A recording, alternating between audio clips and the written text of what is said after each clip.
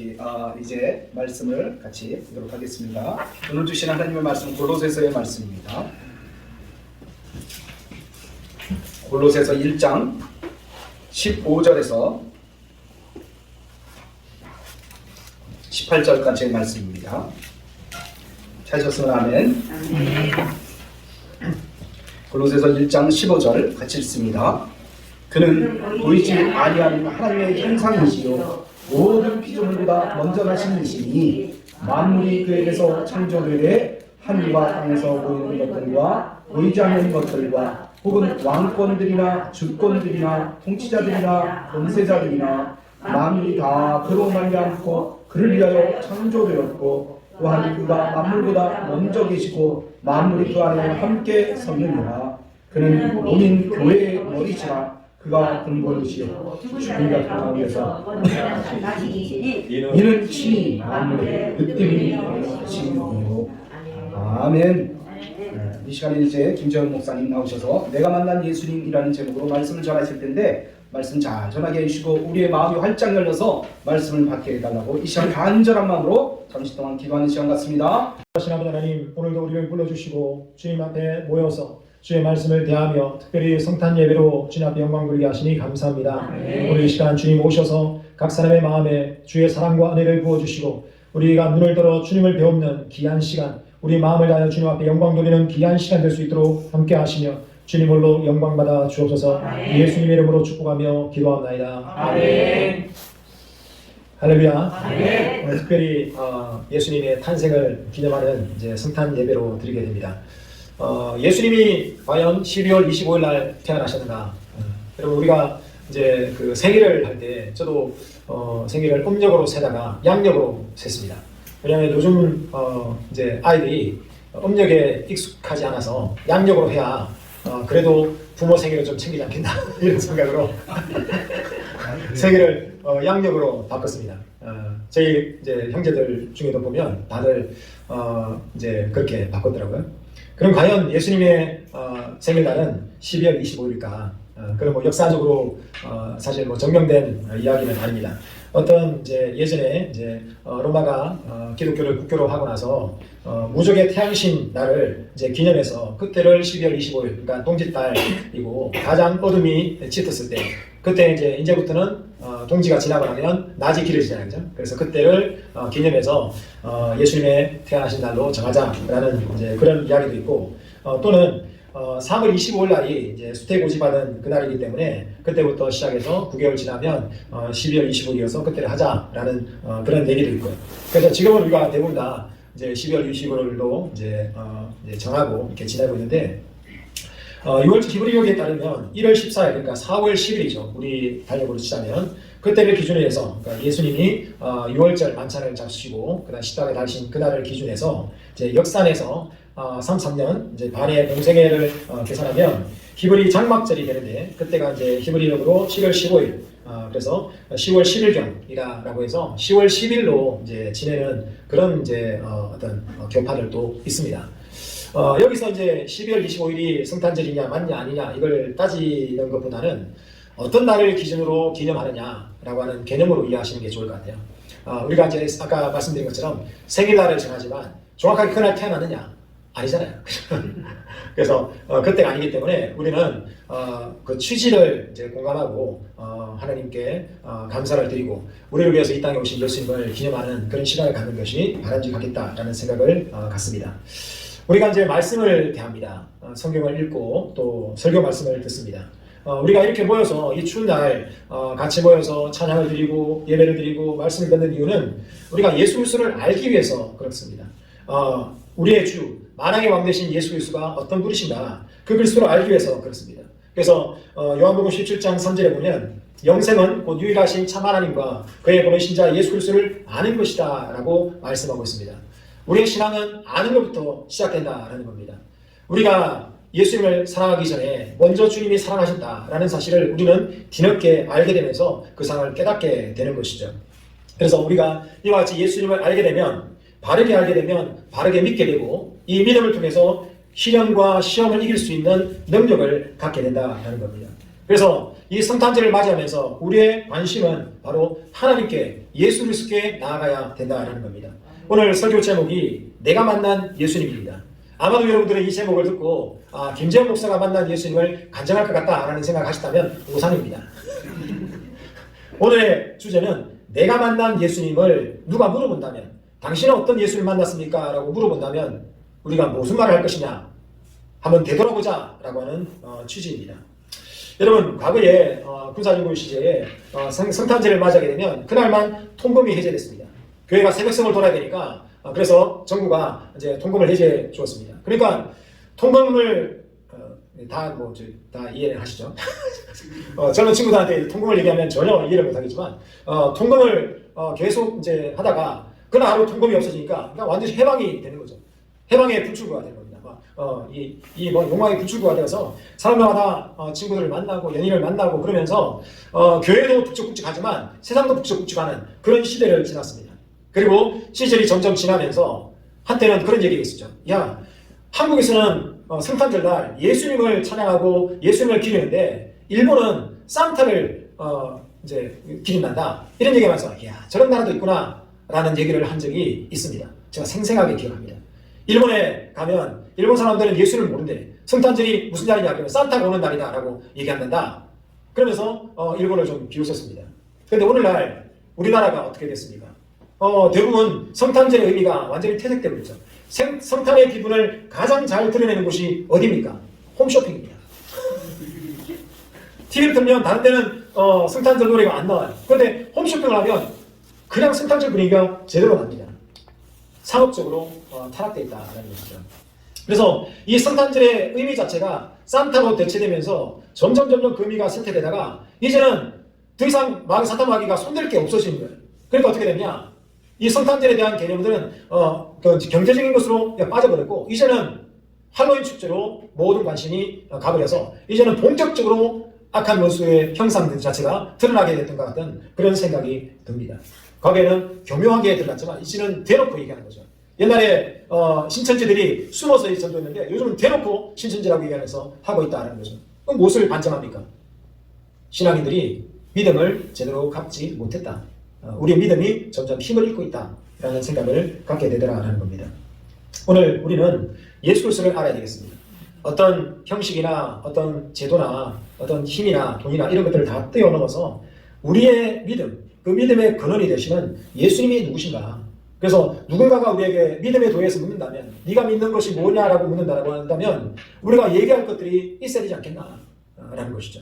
이것을 막 준비하는 것이 아니라 하나님과 관계 속에서 하나하나 만들어 나가는 그런 과정들이 우리에게 어떻게 이루어졌는지 그리고 우리가 어떻게 힘써 주님을 알아야 되는지에 대해서 한번 상고해보자라는 뜻입니다. 빌립보서 3장 8절에 보면 사도 바울의 고백이 나옵니다. 여러분 우리가 인생을 살아갈 때 얼마나 인생이 허망합니까? 인생에 있어서 만약에 이 땅의 삶이 그냥 끝난다라고 한다면 이 땅의 삶으로 끝난다라고 하면 아마도 인생의 의미를 찾을 사람은 아무도 없을 겁니다. 어느 누가 인생을 살아가면서 참 만족하고 살아가겠습니까? 마지막 목숨을 다하면서 마지막 목숨이 끝나는 날 야 정말 후회 없이 살았다라고 얘기하는 사람이 몇 명이나 되겠습니까? 그래서 사람들은 영혼을 갈망합니다. 무신론자들은 영혼이 없다라고 얘기하죠. 우리가 죽으면 무로 돌아간다라고 얘기하지만 그런 사람들은 인생의 허망을 해결하기 위해서 여러 가지 방법으로 자기 정욕과 욕망을 채울 수 있는 것들을 찾아 나갑니다. 그 잠시 잠깐 그 허망한 것을 잊기 위해서 더 많은 것들을 에너지를 그쪽에 쏟아붓고 있다는 거죠. 대부분의 사람들은 종교를 갖습니다. 신의 존재를 인정합니다. 영혼의 가치를 인정합니다. 그 형상 자체가 어떤 모양을 띠든지 간에 영혼을 추구하고 있다는 거죠. 그러니까 일종의 종교를 찾아가고 있습니다. 그러면 종교라고 하는 이 시스템은 세상의 어떤 정치 권력보다 더 악랄하게 사람들에게 무게를 주고 이제 부담을 주고 억누르고 굴레를 씌웁니다. 그러니까 종교에 빠진 사람들은 거기서 헤어나온다는 것이 여간이 힘든 것이 아닙니다. 어떤 결정적인 계기가 되지 않으면 빠져나올 사람들이 없다는 거죠. 사도 바울이 그랬습니다. 사도 바울이 뭐라고 얘기합니까? 사도 바울은 지금까지 자기가 어떤 자기의 이제 이 조상들보다 더 열심으로 율법을 지켰다라고 얘기합니다. 자기는 8일 만에 할례를 받았고 이스라엘의 족속이고 베냐민 집하고 히브리족의 히브리고 율법으로는 바리새인이었고 열심으로는 교회를 핍박하고 율법의 위로는 흠이 없는 자라고 얘기합니다. 그가 얼마나 많은 노력을 기울이면서 율법을 준수했겠습니까? 하나의 율법이라고 그치면 99가지를 다 지켜도 하나의 율법을 어기면 율법을 범한 자가 되니까 노심초사하면서 얼마나 율법을 지키기 위해서 애를 쓰겠습니까? 그랬던 사람이 예수 그리스도를 만났습니다. 오늘 읽었던 본문 말씀이 사도 바울이 예수를 만나고 그분이 누군가에 대해서 기록한 내용입니다. 이렇게 만난 예수님이 얼마나 사도 바울에게 대단했냐면 사도 바울은 내가 무엇이든지 내게 유익하는 것을 그리스도를 위해서 다 해로 여길 뿐 아니라 또한 모든 것을 해로 여김은 내 주 그리스도 예수를 아는 지식이 가장 보상함을 인함이라. 내가 그를 위하여 모든 것을 잃어버리고 배설물로 여김은 그리스도를 얻고 그 안에서 발견되려 함이니라고 말하고 있다는 겁니다. 여러분 이해가 되십니까? 우리는 몇 줄 안 되는 이력서에 줄을 쓰기 위해서 정말로 애를 씁니다.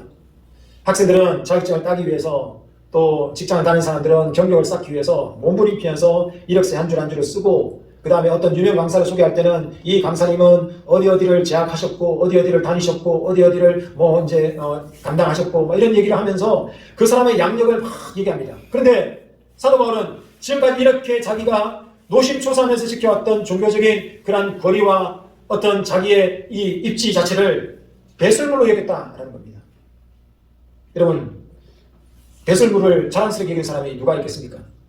어느 누구도 배설물을 좋아하는 사람이 없습니다. 보기도 싫어하죠. 근데 사도 바울은 그랬다는 겁니다. 왜 그랬을까요? 그는 예수 그리스도를 발견했기 때문에 그렇다는 겁니다. 여러분 우리가 주님 앞에 나왔습니다. 우리가 만날 분이 바로 예수 그리스도이십니다. 예수 그리스도를 만나게 되면 사도 바울처럼 이와 같은 이제 대단한 고백들이 우리 안에서 일어나게 되는 것들을 보게 됩니다. 그러나 이 과정들이 쉽지 않은 것을 우리는 분명히 알고 있습니다.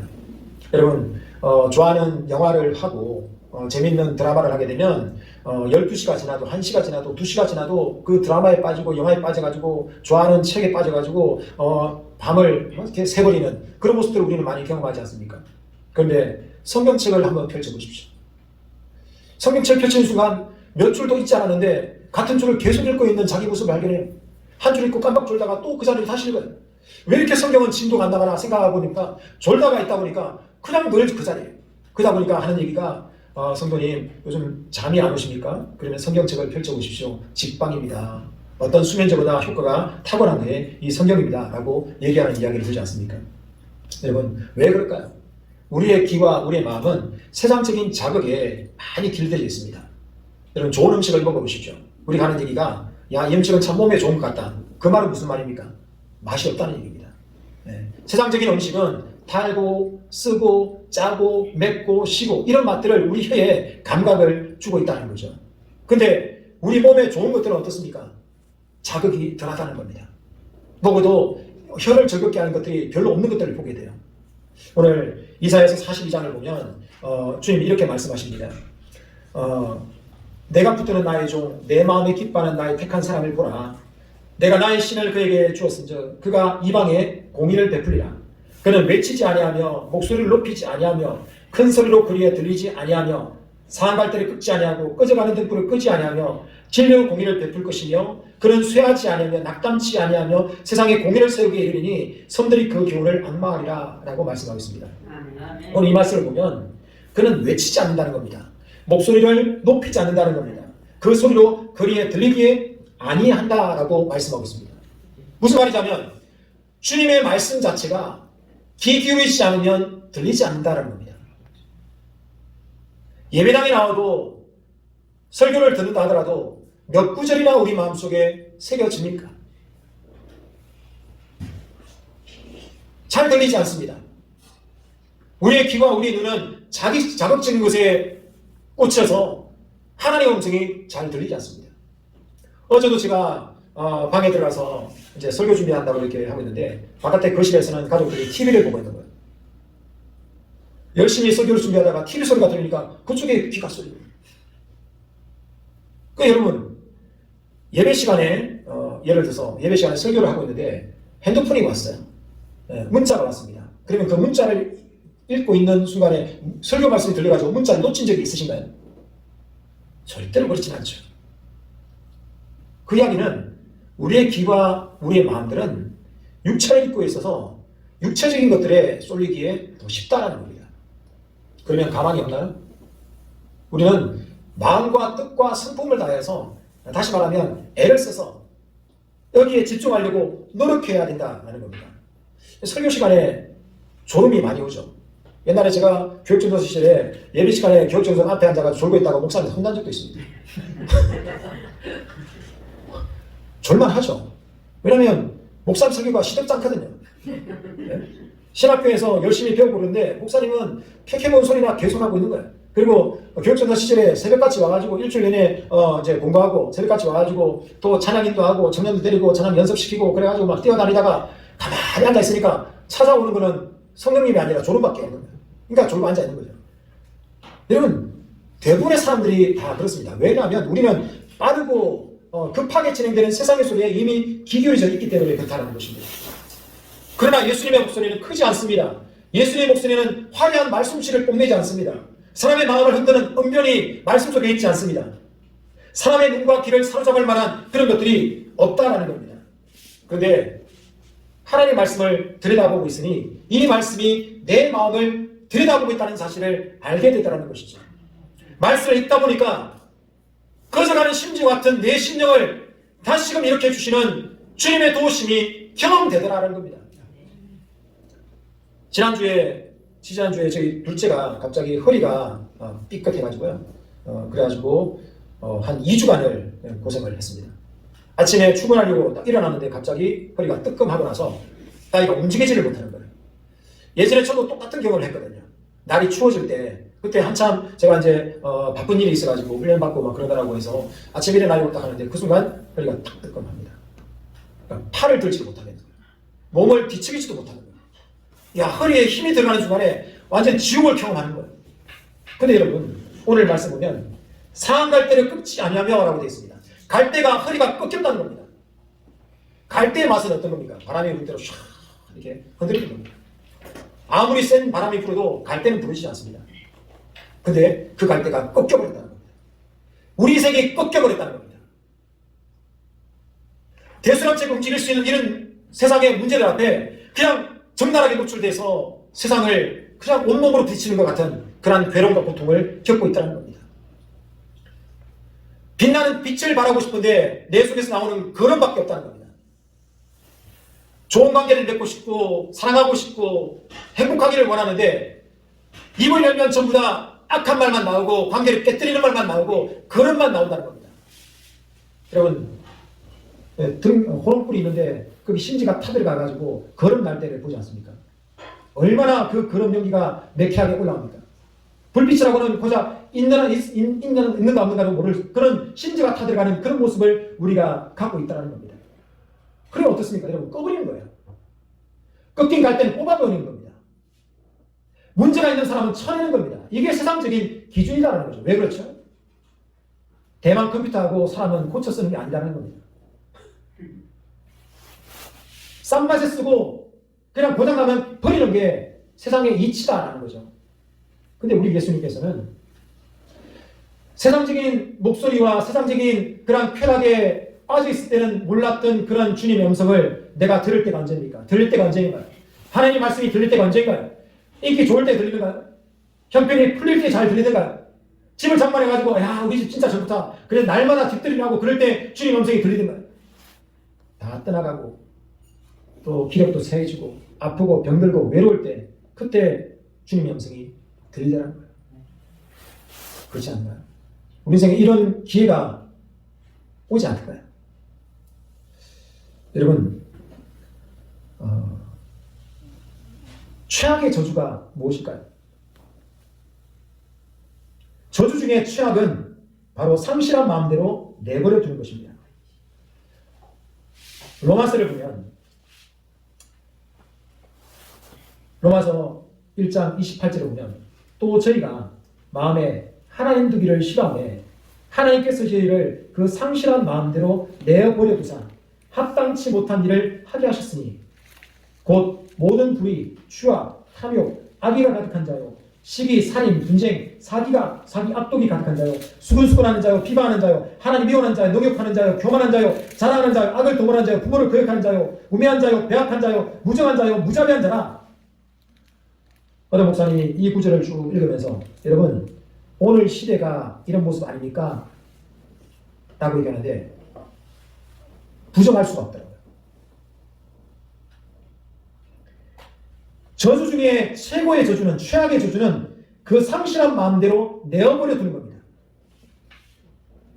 왜? 내 자식이 아니니까. 내 가족이 아니니까. 참 희한한 사람도 다 있다. 하고 지나가는 거예요. 아이고 참 불쌍한 인생이다. 지나가버리는 거예요.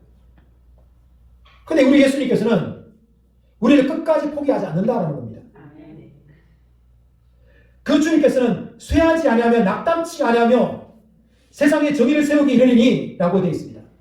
하나님께서 우리를 보시고 야 또냐? 어? 이번에도 또 그랬어? 야 넌 안 되겠구나 라고 얘기하는 것이 아니라 우리의 모습을 보시면서 쇠하지 않는다는 겁니다. 우리에 대한 사랑이 식어지지 않는다는 거예요. 우리를 도우시는 그 능력이 약해지지 않는다는 겁니다.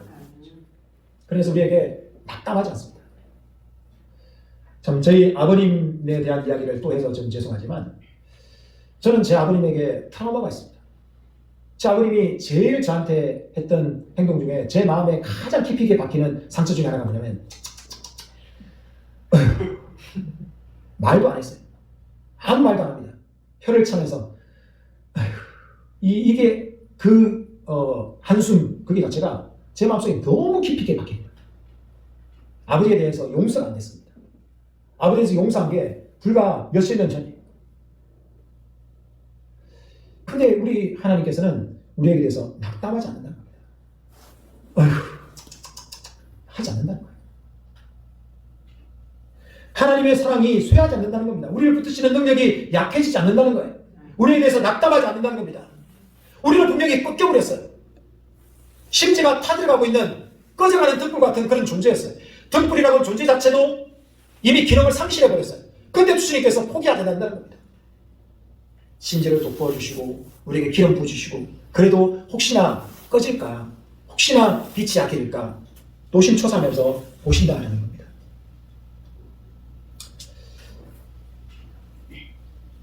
그 주님이 우리에게 말씀을 오셨습니다. 말씀이 육신되어 우리 가운데 거하시니 우리가 그 영광을 보니 아버지의 독생자의 영광이요 은혜와 진리가 충만하더라.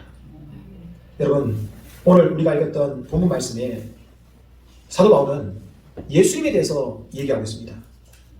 그는 보이지 않는 하나님의 형상이었다는 겁니다. 보이지 않는 하나님, 그래서 우리가 찾기 힘들었고 우리가 구하기 힘들었던 그 하나님이 육신을 입고 이 땅에 오셨다는 겁니다. 그런데 그 예수님을 가만히 들여다보니까 우리가 만왕의 왕이요 만주의 주가 되신 하나님이라고 얘기하는데 거기서 더 넘어서는 분이다라는 거예요.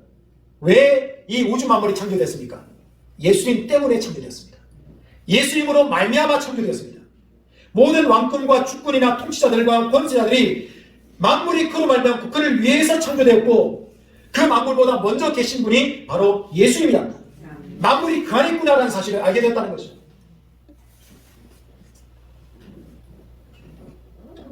여러분 이렇게 말씀이 육신되어 오신 예수님을 우리는 날마다 말씀을 통해서 접하고 있습니다. 이 말씀이 여러분에게 얼마나 능력으로 다가오고 있습니까? 이 말씀이 여러분에게 기준이 되고 있느냐라는 겁니다. 누가복음 1장 45절을 보면 제가 표시하는데요. 45절을 보면 마리아가 나옵니다. 마리아가 이제 엘리사벳을 방문합니다. 그때 엘리사벳이 마리아를 향해서 얘기하는데 45절에 믿는 여자에게 복이 있도다. 주께서 그에게 하신 말씀이 반드시 이루리라 라고 얘기하겠습니다. 여러분 마리아가 하나님을 믿었습니다. 마리아가 참 대단한 여인이죠. 마리아는 가장 먼저 예수님을 만난 사람입니다. 자기 목숨을 걸고 예수님이 이 땅에 오시는데 쓰임받은 존재입니다. 그에게 엘리사벳이 믿는 여자에게 복이 있도다 라고 얘기합니다. 어떤 사람이 복이 있다고 합니까? 믿는 사람이 합니다. 여러분 우리는 누구를 복이 있다고 얘기합니까? 어제 TV를 보니까 수능 만점자가 나왔더라고요. 네. 그건 불가능한 거잖아요. 사람이 아니지 않습니까? 어떻게 시험을 100점을 맞습니까? 그런 사람하고 가까이 지내면 안 됩니다. 제가 학생들한테 그런 얘기를 하거든요. 아니 문제 중에는 마치라고 나오는 문제가 있고요. 그 다음에 변별력을 위해서 좀 난이도를 조절하는 문제가 있고 마치기 어려운 문제를 냅니다. 그러면 아니 출제자가 마치기 어려운 문제를 내고 마치지 말라고 나오는 문제를 냈으면 마치지 말아야죠. 왜 100점을 맞냐고. 우리는 수능을 만점 받아서 2명이 이번에 뭐 수능 만점을 받았다는데 둘 다 서울대 의예과를 들어갔답니다. 이야 좋겠다. 부모를 보니까 포항공대 교수를 하고 있고 로봇공학을 하고 있는 사람이더라고요. 그래서 저희가 저희 딸아이한테 보면서 미안하다 그런 얘기를 했습니다. 우리는 자식이 잘 되면 이야 저 집 참 복받았다 이런 얘기를 하지 않습니까? 좋은 대학 들어가면 아 참 좋겠다. 좋은 대학 들어가면 이제 필요 없습니다. 나이 들면 좋은 회사를 들어가야 됩니다. 좋은 회사 다녀도 필요 없어요. 나중에는 좋은 신랑감 신부감을 만나야 잘했다라고 해요. 그리고 그거 좀 지나면 뭐합니까? 부모가 아무리 잘 돼도 자식이 잘못되면 자랑거리가 안 됩니다. 부모가 아무리 못나도 자식이 잘 되면 자랑거리가 되는 거예요. 그럼 최종적인 자랑은 뭡니까? 자식이 잘 된다. 여러분 자식이 잘 되는 복을 받으시길 축복합니다. 아멘. 우리는 이렇게 이걸 복이라고 생각합니다. 이런 복도 받으시고 그런데 더 좋은 복이 뭐라고 얘기합니까? 믿는 것이 복이다 라고 얘기했습니다. 주께서 그에게 하신 말씀이 반드시 이루리라. 말씀이 우리 안에서 이루어지는 것이 참된 복이다 라고 말씀하고 있다는 겁니다. 여러분 이 마리아는 복의 기준이 바뀌었습니다. 아 내가 예수 그리스도를 이제 어미로서 이제 모태로서 쓰임받고 났을 때 그가 아마도 자기 인생에 대해서 그려지는 그림자 어떤 이제 모습이 있었겠죠. 그럼에도 불구하고 마리아는 주의 계집종이 말씀대로 이루어진다라고 고백합니다. 그러면서 엘리사벳이 믿는 여자가 복이 있다. 주께서 그 하신 말씀이 다 이루어지리라 라고 할 때 마리아는 그 고백에 대해서 엄청난 찬양으로 하나님께 영광을 돌립니다. 마리아가 그런데 내 영혼이 주를 찬양하며 내 마음이 하나님 내 구주를 기뻐하며 그 계집종의 빛의 나를 돌아오셨습니다. 보라 이제 후로는 만세의 날을 보겠다 일컬으리로다. 능하신 이가 큰 일을 내게 행하셨으니 그 이름이 거룩하시며 그 나심이 두려운 자에게 대대로 이르리로다 라고 고백하고 있습니다. 여러분 우리가 찬양할 것이 무엇입니까? 우리의 기준이 무엇입니까? 우리의 기준은 바뀌어져야 되는 겁니다. 지난번에 제가 말씀드렸죠. 재건축과 인테리어는 다른 것이다. 예수 믿는다라고 하는 것들은 재건축입니다. 우리가 거듭나야 된다라고 얘기하는 것이 무엇입니까? 우리가 좀 꾸미고 깎고 다듬고 칠하고 한다고 해서 이야 되게 이쁘졌네 라고 얘기하는 것들은 성형입니다. 우리는 성형에서 되는 존재는 아닙니다. 왜냐하면 우리는 이미 죽기로 예정되어 있는 존재이기 때문에 한 번 죽는 것은 정한 것이기 때문에 라는 것이 안 죽는 사람은 없다는 겁니다. 우리는 거듭나야 된다는 거죠. 예수님의 생명으로 우리가 받아들여져야 된다는 겁니다. 이 사실을 깨닫고 나서 내가 지금까지 모든 유익하는 것들은 다 해로 여길 뿐만 아니라 내가 지금까지 추구했던 것들을 다 배설물로 여긴다라고 하는 것들을 사도 바울은 자신의 고백으로 하고 있다는 겁니다. 자, 믿음이란 무엇일까요? 믿음은 주님께 반응하는 겁니다. 하나님 우리를 부르실 때 귀 기울이는 겁니다. 귀 기울이고 주님께 나아갈 때 우리에게 회복이 이루어진다는 거죠. 예수 그리스도를 내 구주와 내 주님으로 모셔드리는 겁니다. 예수님의 죽으심이 바로 나의 죽음이 되었다. 그가 찔림은, 그가 상함은, 그가 채찍에 맞음으로 내가 나음을 입었다. 이 사실을 내가 받아들이는 겁니다. 여러분 어떤 분이 그런 얘기를 하더라고요. 아마 구원받는 것이 좀 어려운 과정을 겪었다고 한다면 아마도 예수 믿는 사람들이 더 많았을 거다. 왜 그러고 하니 예수 믿는 것이 공짜기 때문에 아무 대가 없는 거기 때문에 쉽게 믿더라. 그리고 제대로 안 믿더라 라고 얘기하는 사람을 본 적이 있습니다. 예수님의 가치는 측정 불가능한 것입니다. 여러분 측정이 불가능한 가치를 갖고 있는 것들은 값을 매길 수가 없습니다. 우리가 호흡을 지금 하고 계시죠. 예배당에 들어오셔서 몇 분 동안 숨을 쉬셨습니까? 돈으로 계산하면 얼마나 될까요? 어떤 사람이 시골에서 올라와가지고 서울역 앞에 있는 건물을 올려다보고 있으니까 몇 층까지 봤습니까? 15층까지 왔습니다. 그랬더니 15층까지 값을 달라고 했답니다. 돈을 주고 나서 돌아서면서 아이고 내가 30층까지 왔는데 서울 사람들은 바보야 이렇게 얘기했다는 얘기를 듣지 않습니까? 우리 인생에 가치를 매길 수 있는 것들이 있습니다. 그러나 가치를 매기지 못하는 것들이 있습니다. 바로 예수 그리스도는 가치 측정 불가능한 가치를 갖고 계십니다. 그 주님께서 우리에게 원하시는 것이 무엇입니까? 바로 관계입니다. 값을 지원하는 것이 아니라 관계를 원하고 계시다는 겁니다. 여러분, 사랑과의 관계 자체가 무엇입니까? 아내가 남편을 만났습니다. 남편이 아내를 만났습니다. 아내가 생각할 때 우리 남편은 너무 훌륭한 사람이에요. 나는 시골 촌뜨기에다가 아주 보잘것없고 그런데 우리 남편은 너무 멋있는 거예요. 그런데 남편이 아내에게 원하는 것이 무엇입니까? 사랑하는 관계를 원하는 것입니다. 오늘 사도 바울은 하나님을 만났습니다.